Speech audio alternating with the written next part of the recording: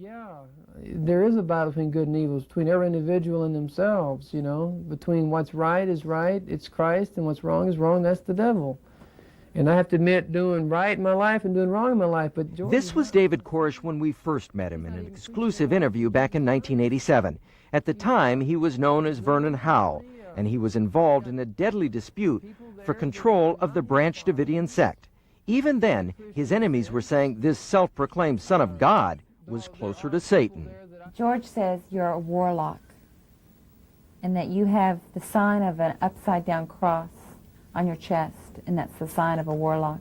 You've studied Satanism. I never was involved in Satanism, but you can see I'm a musician. You see, the guitars and stuff.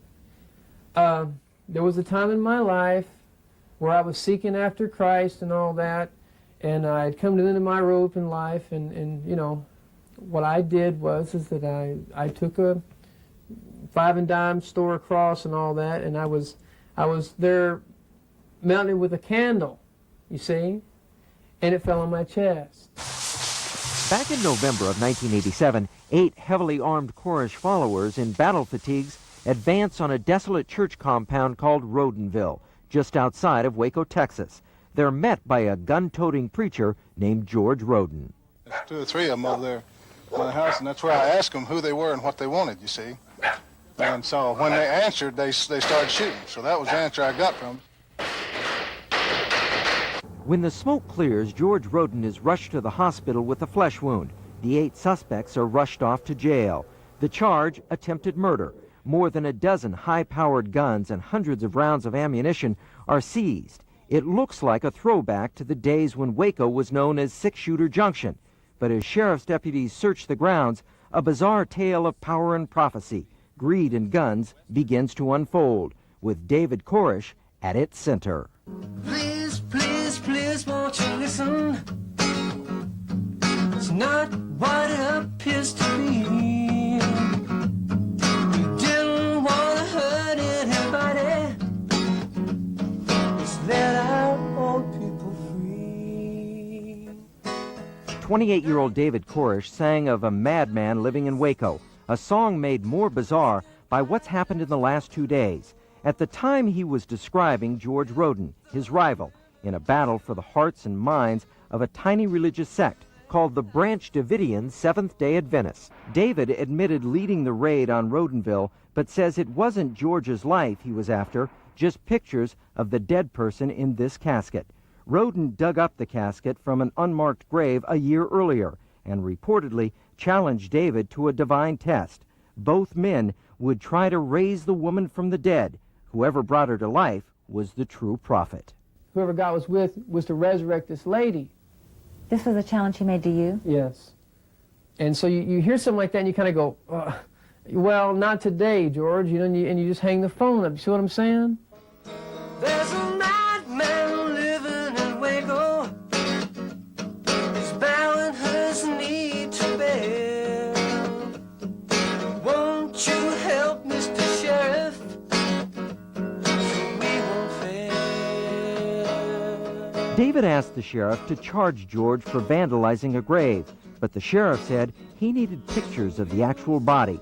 So David went back to the scene equipped with a camera, army fatigues, and an arsenal of guns. Why did you need to go with 8 men in army fatigues and submachine guns? Army fatigues. You mean Kmart hiding suits.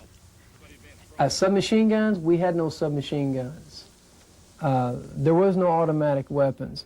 We went there to take the pictures, and then what we would have is we would have legal authorities who would take it into their hands and drive George off the land. The sheriff says they also had no film in their camera.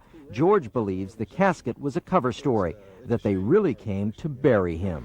He burned down our administration building. He raped my mother. And now he came out here to try to kill me. Koresh denied these allegations. At the center of the controversy is a 77-acre compound that was the site of the bloody shootout with federal agents this past Sunday.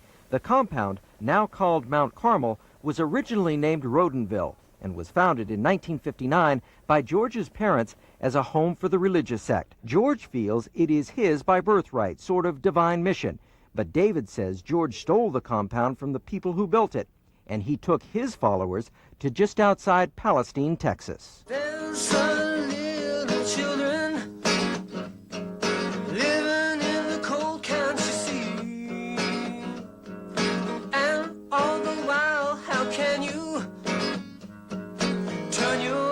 back on their feet.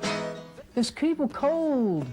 My baby's been sick also. You see, I live in a bus, okay? Older people live in 8x12 shacks. Would you want your 83-year-old grandmother to be driven off a place where she'd put time and effort for 25 years, all because a guy thinks he inherited it? Even back then, Mount Carmel looked more like an armed camp than a religious retreat. The entrance was blocked by the sort of barricades one expects to see in Beirut, not in Waco. The gate is protected just like the White House is, like they should have protected the boys in Lebanon. And What's the purpose of that? Well, that's to stop car bombs from coming in and blowing me up or any of the people here.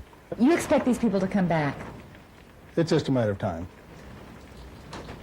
and there'll be another gun battle.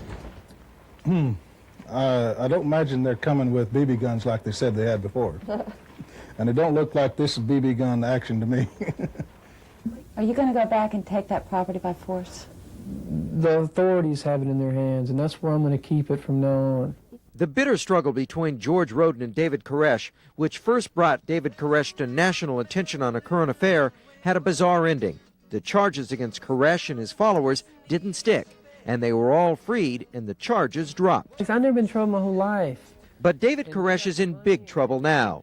Trouble prophetically foreshadowed as long ago as 1987. I don't believe in people driving off people at gunpoint. When someone fires a gun at you, your way of thinking's totally changed. Do you consider yourself a prophet? Let me say this much. I consider myself someone who's found grace in the sight of Christ. And if I can be a prophet to you by giving you a study about the Bible, then yeah, let's say I'm a prophet.